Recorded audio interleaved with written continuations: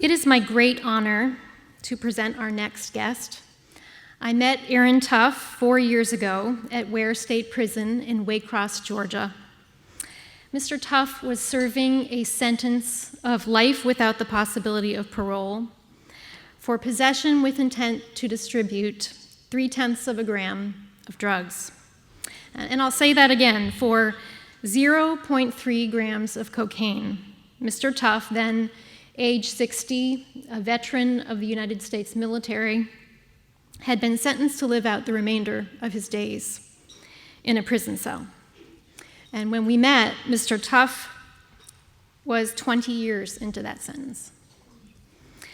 Mr. Tuff was one of the first people that the Southern Center represented in our then relatively new effort to, in a new effort at our office at that time. And it was an effort to free each and every person serving this kind of utterly disproportionate and cruel sentence in the state of Georgia.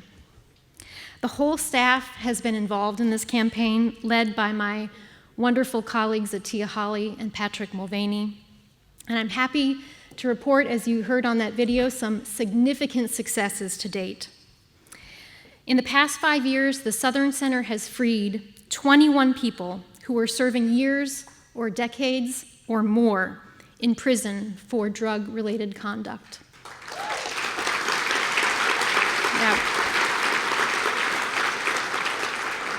all 21 people were African American men, and of those 21, 11 had been sentenced to life without parole. These are sentences that flow unequivocally and directly from the ugly legacy of racism that pervades the criminal legal systems in Georgia and across this country. We represented Mr. Tuff over the course of 1 year, and on September 20th, 2016, in a courtroom filled with his family members, a judge ordered that Mr. Tuff would be released.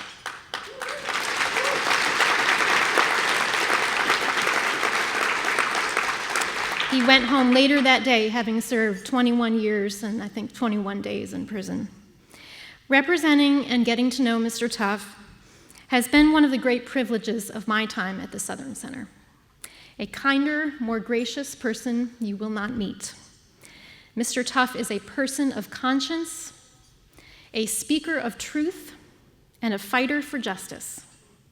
There are no words to express the depth and magnitude of the state's offense against Aron Tuff and the harm it caused him. All of those decades, those 2 decades away from his family and his community. And I know that the transition to the free world has not been easy either. And yet, Mr. Tuff has navigated these past 3 years with strength and with grace.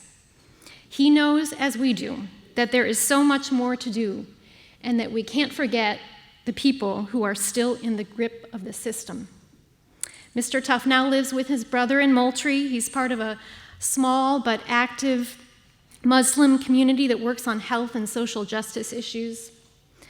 He goes on long walks, 3 to 4 miles at a time, 5 days a week, gets to spend some time with his son, with his daughters, his grandkids, and I know they're so glad to have him home.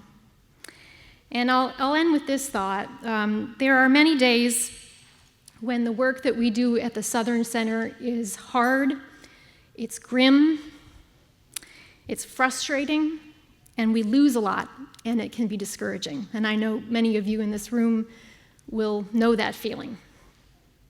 But 4 years ago, Mr. Tuff was in prison.